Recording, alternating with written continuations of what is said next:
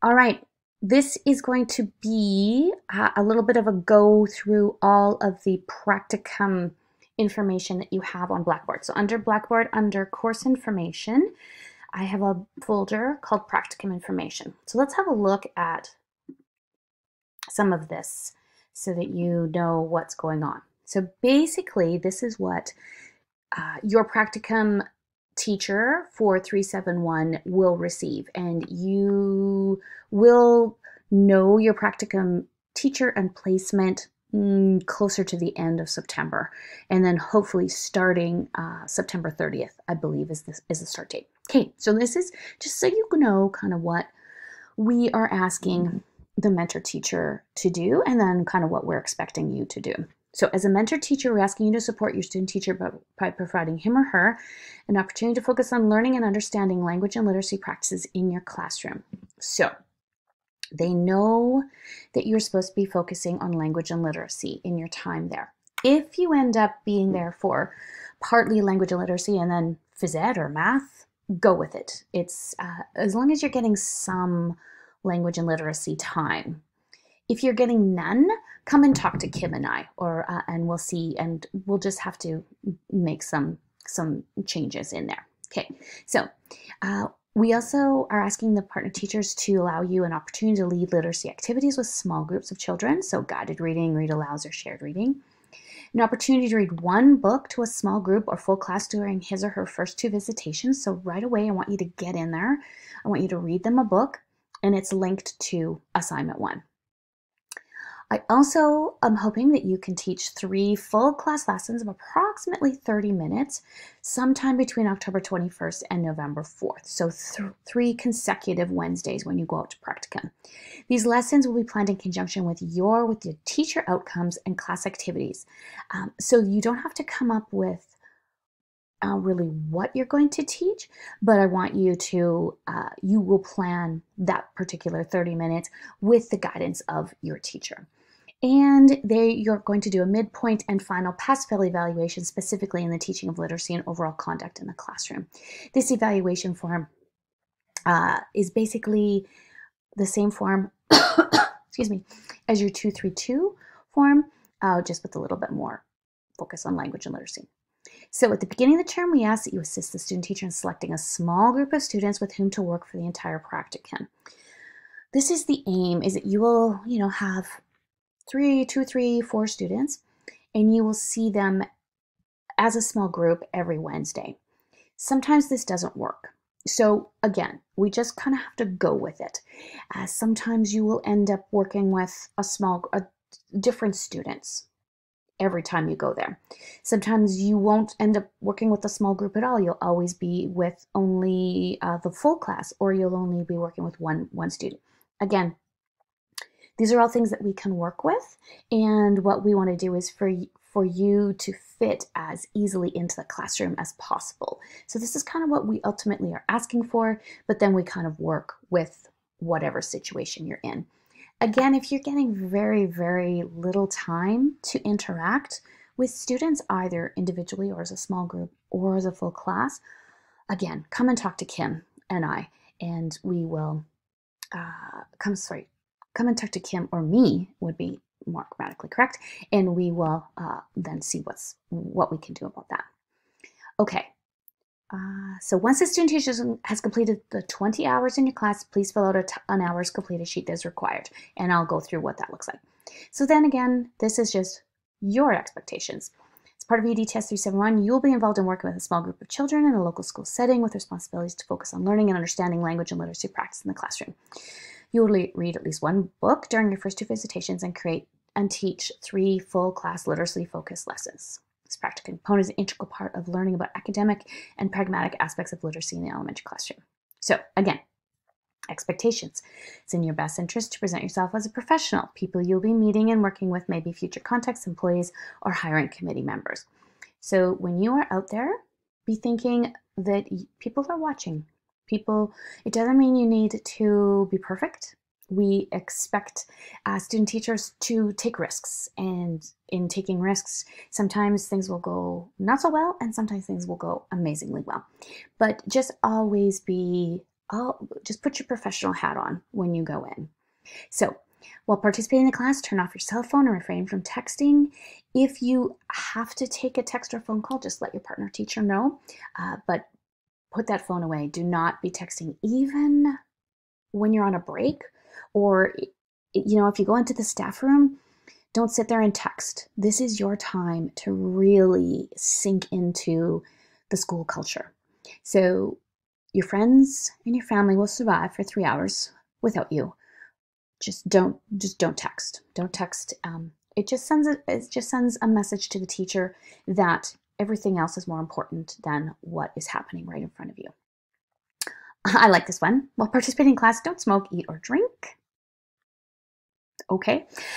Be considerate of allergies. Do not apply perfume, hairspray, body spray, or eat peanuts, peanut butter before going to your field placement. Just be really conscious. There's lots of kids with allergies. You just don't want to be the one that sets them off.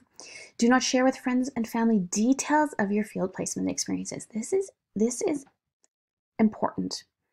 You're going to be excited probably about your practicum, about what happened, but you need to be professional again. So you need to be careful that you are not saying names, that you are not saying last names, that you are not making judgments about the classroom, the partner teacher, the school, the administration. Just think about, would you want whatever you're saying to be said directly to whoever you're saying it about? If not, don't say it. Be careful also in your emails and your texts that there is nothing that would be seen as negative or judgmental. Just again, you want to, every step that you take in this practicum, you want to be a positive one. Okay, so just really be conscious of, you can talk in generalities. My kids today were amazing. I read this book and they were so excited. And this one little girl, like, you can talk like that because you do need to share. But really be cautious of saying specific names or alluding specifically to issues in the classroom. And revealing clothing, inappropriate slogans on clothes are not appropriate.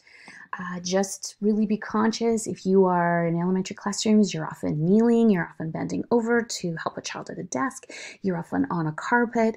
Just think about clothing. Wear something comfortable yet professional. Probably you want to leave your Lululemon leggings at home for this one. Find some more professional attire. Colored jeans are okay for ladies with a nice top. I wouldn't wear blue jeans, anything with rips in it, probably not.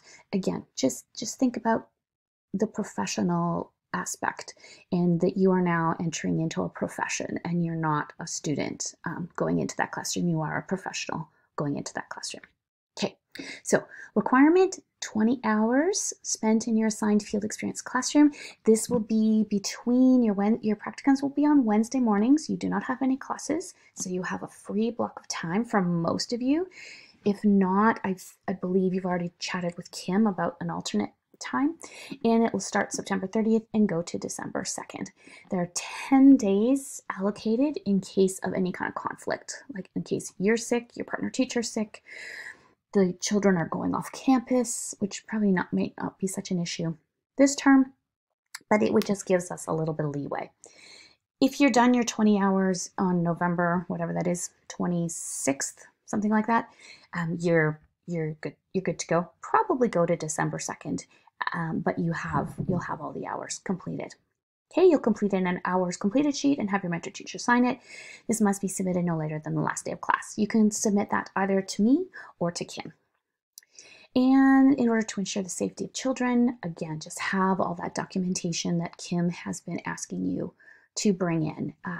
She will not release your practicum to you until you have all of this documentation. It is a mandate from all of the school districts that you have all of this before you enter the classroom, and so take it seriously. If you don't have these things already in place or already ordered, get on it, or else you cannot start your practicum.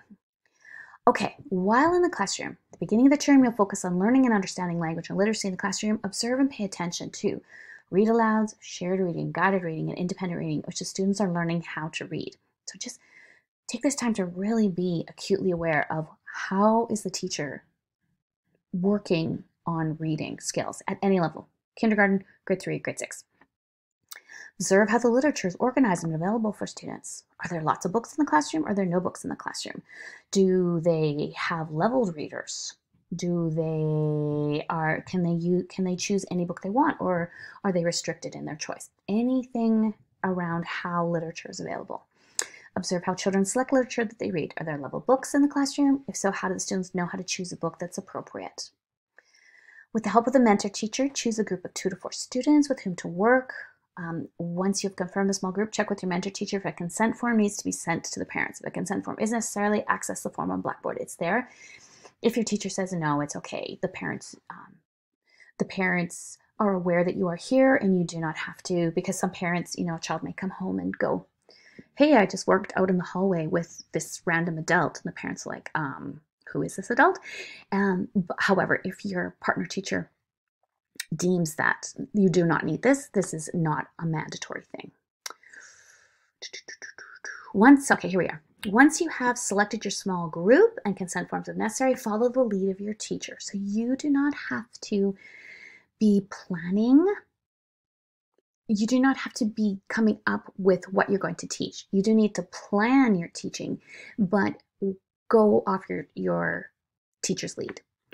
Then what you want to do is journal about your observations about each child's language development. This will lead into assignment 3.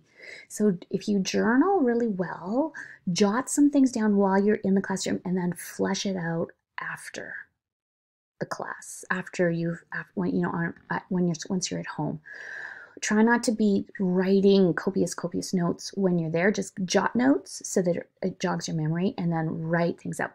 If you do that every time you go there, that assignment 3 will basically write itself, because you'll have such nice, rich data to pull from.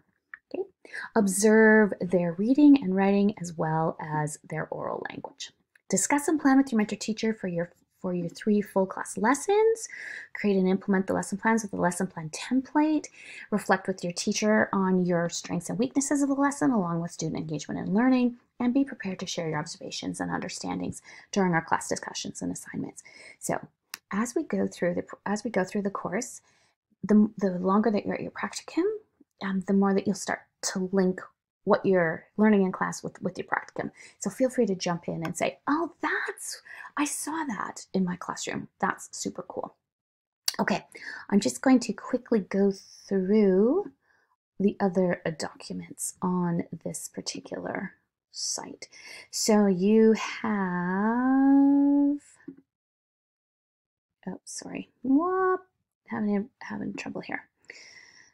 Assignment information. Okay, no, not assignment information.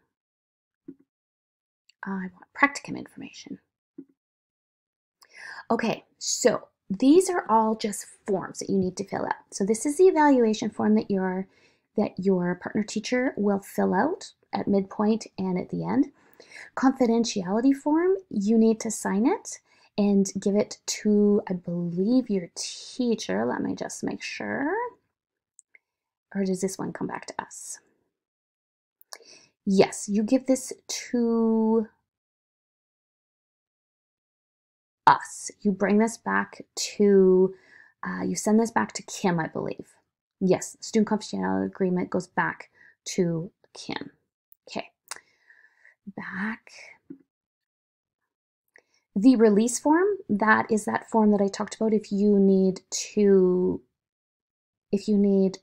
no, hang on, let me just make sure. Click here. I'm going to run out of time, so I'm going to do another video. Okay, hang on.